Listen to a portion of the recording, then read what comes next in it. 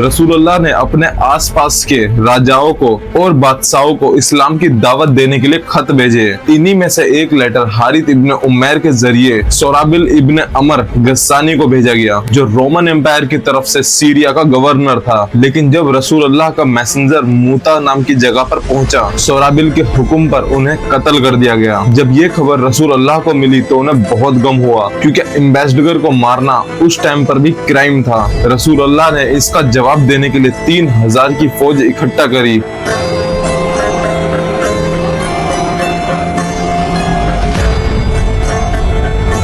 और सीरिया की तरफ भेजी। रसूलुल्लाह ने जैद इब्ने हारिसा, जो कि उनके सौतेले बेटे थे, उनको आर्मी का कमांडर बनाया और फरमाया अगर जैद शहीद हो जाए तो जाफर इब्ने अबी तालिब नए लीडर बनेंगे, और अगर जाफर भी शहीद हो जाए तो अब्दुल्ला इब्ने रवा आर्मी को लीड करेंगे। रसूलुल्लाह ने जैद इब्ने हारिसा को झंडा दिया और फरमाया कि जहां हमारे मैसेंजर को शहीद किया गया है वहां जाओ और वहां के लोगों को इस्लाम की दावत दो। अगर वो इस्लाम कबूल कर लेते हैं तो बेहतरीन है, और अगर इस्लाम कबूल नहीं करते हैं तो अल्लाह की मदद मांगकर उनका सामना करना। और याद रहे, किसी औरत, बच्चे या बूढ़े बुजुर्ग पर तकलीफ मत देना। जब मुस्लिम आर्मी मदीना से सीरिया की तरफ चली तो उनको ये पता लगा कि रोमन एम्पायर उनसे लड़ने के लिए 2 लाख की फौज लेकर आ रहा है।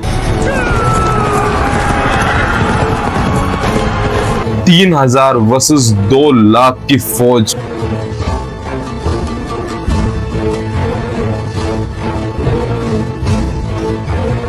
मुस्लिम फौज एक गांव में 2 रात रुकी और फिर मुस्लिम फौज को पता लगा कि रोमन आर्मी उनका इंतजार कर रही है। इस वक्त कुछ मुस्लिम लोगों ने ये मशवरा दिया कि रसूलुल्लाह को ये पैगाम भेजना चाहिए और मदद का इंतजार करना चाहिए। तब अब्दुल्ला इब्ने रवा ने उन्हें मोटिवेट किया कि हमें लड़ना चाहिए, वरना रोमन एम्पायर हमें कमजोर समझेगा और बुज़दिल समझेगा। या तो हमें जीत मिलेगी या फिर शहादत मिलेगी, और दोनों में भलाई है। सब लोगों ने उनकी बात मानी और लड़ने के लिए तैयार हो गए। मुस्लिम आर्मी सिर्फ 3000 की थी और वो 2 लाख के फौजियों से लड़ने के लिए निकल पड़ी। सबसे पहले जैद इब्ने हारिसा ने इस्लाम का झंडा उठाया और दुश्मन के सामने आए। लड़ाई बड़ी सख्त चली, लेकिन रोमन एम्पायर के भाले के हमले से जैद इब्ने हारिसा नहीं बच सके।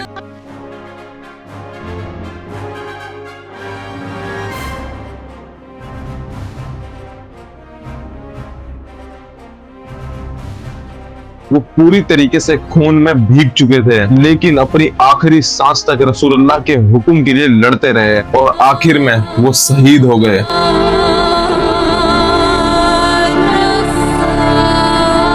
मैंने पर्सनली भी जैद इब्ने हारिसा के बारे में पढ़ा है।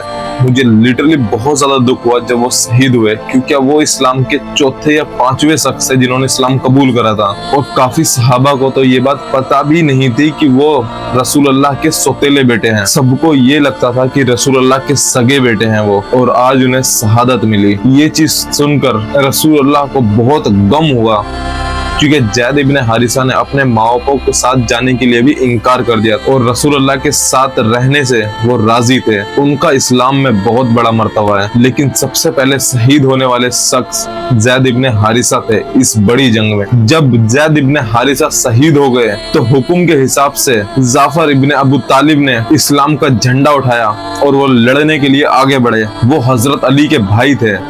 वो बहुत ताकत के साथ लड़े और वो जैसे ही दुश्मनों को क्रश करते हुए बीच में घुसते गए तो उन्होंने महसूस किया कि उनका घोड़ा बहुत ज्यादा जख्मी हो चुका है। तो वो जमीन पर उतरे और पैदल लड़ना शुरू करा। दुश्मन के हमले में जाफर का दायां हाथ कट गया। फिर उन्होंने बायां हाथ से झंडा उठाया और जब बायां हाथ भी कट गया तो उन्होंने झंडा अपने सीने से लपेटा और लड़ते रहे ऐसी कंडीशन में भी, और आखिर में जाफर इब्ने अबू तालिब भी शहीद हो गए।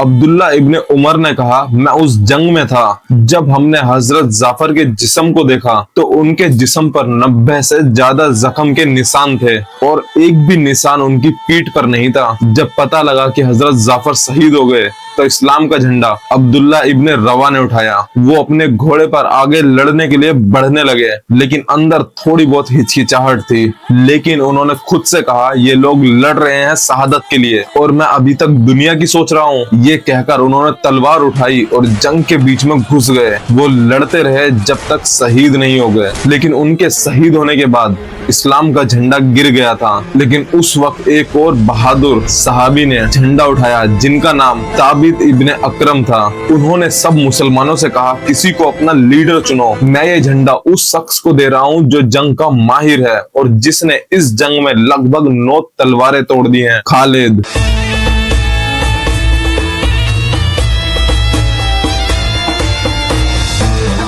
फिर हजरत खालिद ने कुछ देर सोचा, मगर सब मुसलमान उनसे एग्री थे कि यही अगले लीडर बने। तो हजरत खालिद ने उनकी ये बात मान ली। मगर हजरत खालिद को ये बात समझ आ गई थी कि जंग में असल जीत तो मुश्किल है। इस वक्त सबसे जरूरी ये है कि सारी मुस्लिम फौज को बर्बाद होने से कैसे रोका जाए। अगले दिन हजरत खालिद ने बहुत ही ज्यादा माइंड स्ट्रेटेजी अप्लाई करी। आगे वाले सिपाही को पीछे कर दिया, पीछे वालों को आगे कर दिया, लेफ्ट वालों को राइट कर दिया और राइट वालों को लेफ्ट कर दिया। ये फौज का मिक्स मैच कर दिया खालिद इब्ने वालिद। जैसे ही जंग शुरू हुई और रोमन एम्पायर ने देखा कि ये नए लड़के लड़ रहे हैं हमसे, कहीं ऐसा तो नहीं कि मदीना से इनकी एक नई फौज आगे आ गई है। और यही हजरत खालिद चाहते थे कि दुश्मन ऐसा सोचे। सबसे पहले हजरत खालिद ने दुश्मन के खिलाफ एक छोटी सी फौज इकट्ठा करी जो बहुत फास्ट हमला कर सके। हजरत खालिद का मकसद ये था कि रोमन एम्पायर को आगे आने से रोका जाए। उन्होंने तीर अंदाजों को ऐसी पोजीशन में खड़ा करा कि रोमन एम्पायर आगे आने से भी कतराए। हजरत खालिद ने कुछ सिपाहियों को दूर दराज रेगिस्तान में छुपा दिया और उनसे कहा गया कि इंस्ट्रूमेंट की आवाज निकालो, मतलब जो भी तुम्हारे पास लाइक भाला और तलवार है उसकी आवाज ज्यादा से ज्यादा निकालो और मिट्टी को उड़ाओ, जिससे दूर से ये लगे कि मदीना के घोड़सवार आते जा रहे हैं और फौज में जुड़ते जा रहे हैं। और ये टेक्निक इसलिए थी ताकि रोमन एम्पायर को ये पता लग सके कि मदीना से नई फौज आती जा रही है। बहरहाल इस नई टेक्निक से रोमन एम्पायर की फौज घबराने लगी और कुछ देर के लिए रुक गई। और ठीक इसी टाइम का फायदा उठाकर मुस्लिम फौज पीछे हटने लगी और सेफली मदीना आ गई, जिसमें मुस्लिम फौज का सिर्फ 1% का नुकसान हुआ था। अदरवाइज 3000 की फौज का कोई वजूद नहीं था 2 लाख की फौज के सामने। लेकिन इस जंग के बाद हजरत खालिद की पर्सनैलिटी एक अलग ही रूप लेने लगी पूरे मदीना के अंदर। वो एक ताकतवर जर्नल के रूप में बाहर आने लगे। ये लड़ाई भले ही रोमन एम्पायर और मुस्लिमों के बीच में थी, लेकिन इसे देख पूरी दुनिया रही थी और सबको ये चीज लगती थी कि ये 3000 लोग 2 लाख फौजियों के सामने 2 घंटे भी नहीं टिक पाएंगे। लेकिन मुस्लिम फौज इतनी सेफली वापस आई और रोमन एम्पायर ने उनका पीछा नहीं करा। ये स्ट्रेटेजी देखकर पूरी दुनिया हैरान थी, मगर जंग अभी रुकी नहीं थी। इस्लाम का सबसे खूबसूरत दिन आने वाला था।